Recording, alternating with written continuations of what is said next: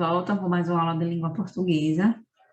Hoje nós iremos retomar a discussão sobre a checagem de fatos, né?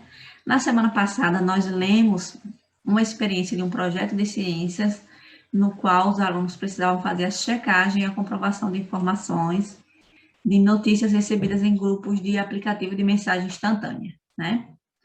E hoje nós iremos ler uma notícia que traz um guia de como verificar se uma notícia é falsa antes de compartilhar com os grupos, né? Vamos lá. Checar uma notícia antes de compartilhá-la com os familiares é essencial para ela não se tornar viral. Vamos lá. Um guia de como verificar se uma notícia é falsa antes de você mandar no grupo da família. Se a informação causou desconforto ou chegou por meio de corrente pelas redes sociais, desconfie e cheque em algum site de confiança. Você abre seu celular e recebe uma notícia encaminhada por um amigo ou parente. Ela confirma completamente suas convicções ou então causa muita surpresa ou repulsa. Há chances de que a notícia seja falsa. A disseminação de notícias falsas com o objetivo de manipular a opinião pública preocupa ainda mais a proximidade das eleições brasileiras. Dá um pouco de trabalho checar se a notícia recebida é verdadeira ou falsa, mas vale a pena fazer isso e incorporar alguns desses passos ao seu dia a dia e ao consumo de notícias. Não contribua para a disseminação de notícias falsas.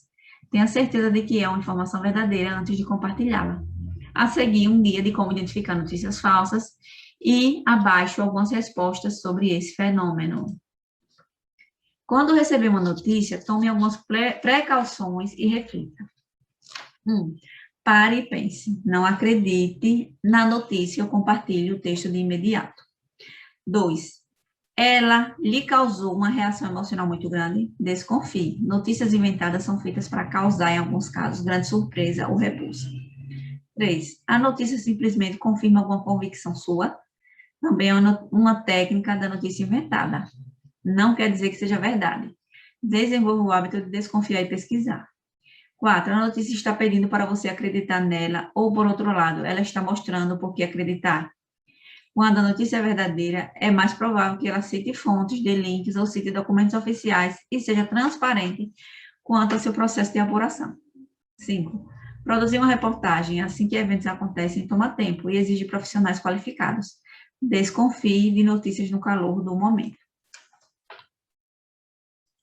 Vamos lá para o guia, né? O que é que ele nos diz? Leia a notícia inteira, não apenas o título. Investigue a fonte e, se for uma corrente sem autoria, desconfie, de preferência não compartilhe. Se houver nome do autor ou veículo, pesquise em algum buscador, como Google ou Bing. Se for verdadeira, é provável que outros veículos de imprensa estejam reproduzindo. Se for falsa, pode ser que veículos de checagem já tenham identificado o boato.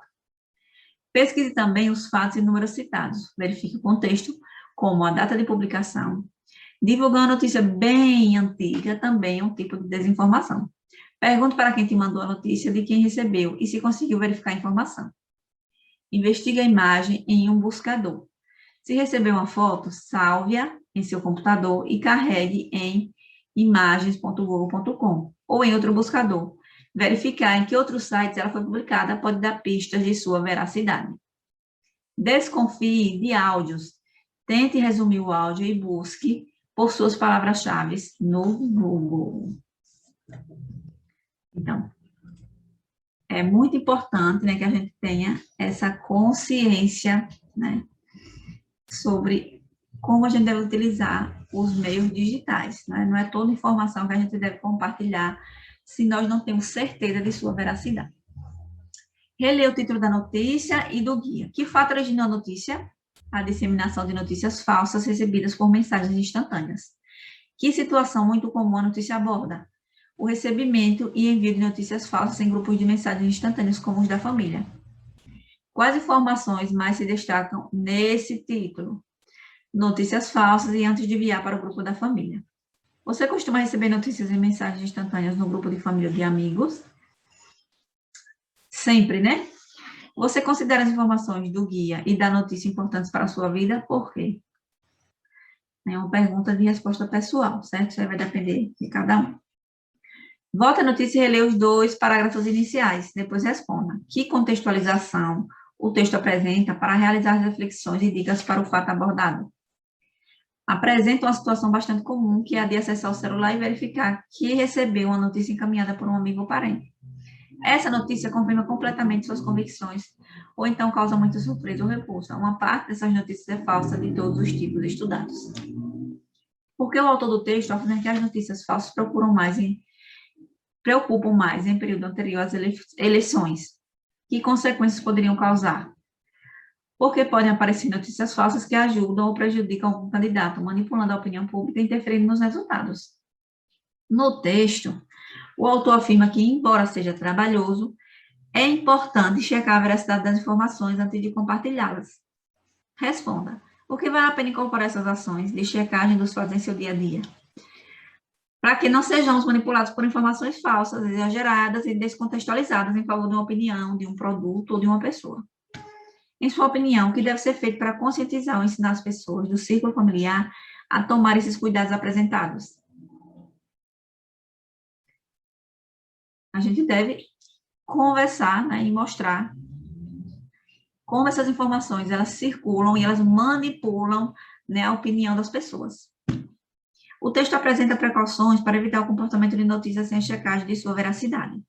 Quais são as 4 principais ações que devem ser tomadas quando as pessoas recebem uma notícia?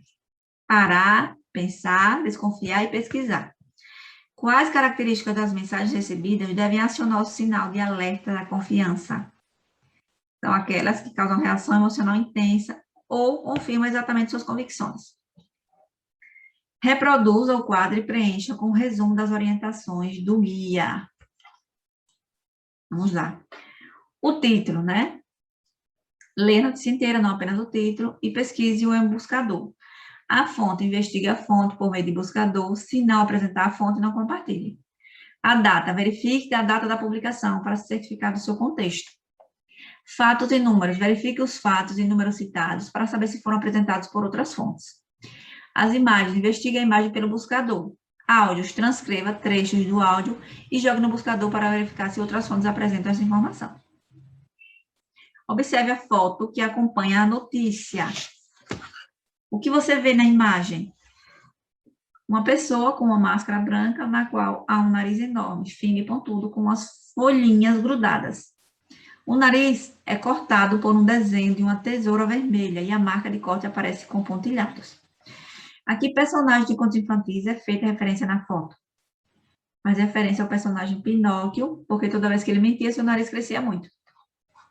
O que a máscara branca simboliza no mundo virtual? Pesquise na internet se considerar necessário. Essa máscara, ela simboliza o anonimato, né, no mundo virtual, né? E o que simboliza a tesoura cortando o nariz longo?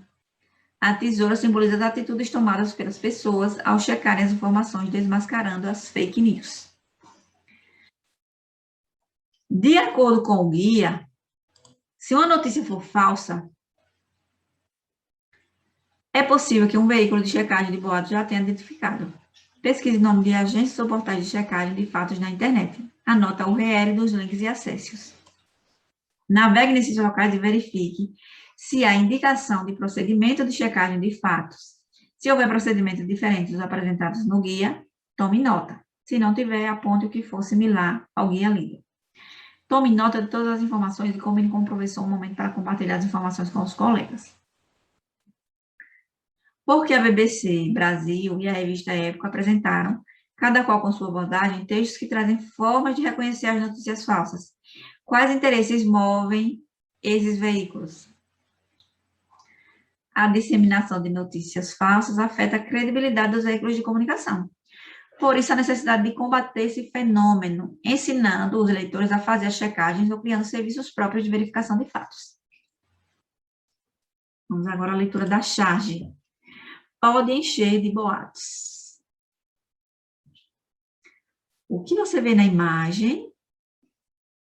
Um homem dentro de um carro solicitando ao frentista do posto de gasolina que enche o carro com os boatos de mensagem de aplicativo de celular.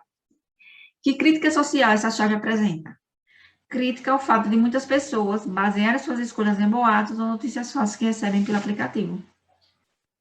Essa charge foi publicada em setembro de 2018. Pesquisa na internet. Quais boatos disseminados por aplicativo de mensagens eletrônicas se relacionam com a charge? Que relação pode ser estabelecida entre a charge e os textos lidos?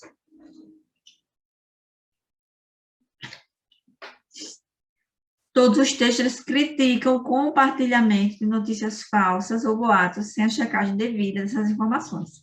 Além disso, eles apresentam consenso sobre o poder de manipulação nas escolhas dos usuários desses serviços. Você acha que essa onda de notícias falsas por aplicativo ainda persiste? Explique. Sem dúvida, né? Cada dia mais eu acho que tende a piorar. Reler a notícia, um guia de como verificar se uma notícia é falsa antes de você mandar no grupo de família. Observando os tempos e modos verbais. Qual tempo verbal foi utilizado no título e por que foi feito esse uso? Foi usado o presente indicativo para produzir sentido de atualidade. Quais tempos e modos foram usados na primeira parte da contextualização das precauções e dicas? Por que foi feito esse uso? Os verbos usados estão predominantemente no presente do indicativo. Esse uso produz sentido de atualidade às informações. Quais tempos e modos são predominantes nas precauções e nas dicas do guia? Por que foi feito esse uso? Nas precauções são usados predominantemente verbos do modo imperativo e no presente do indicativo.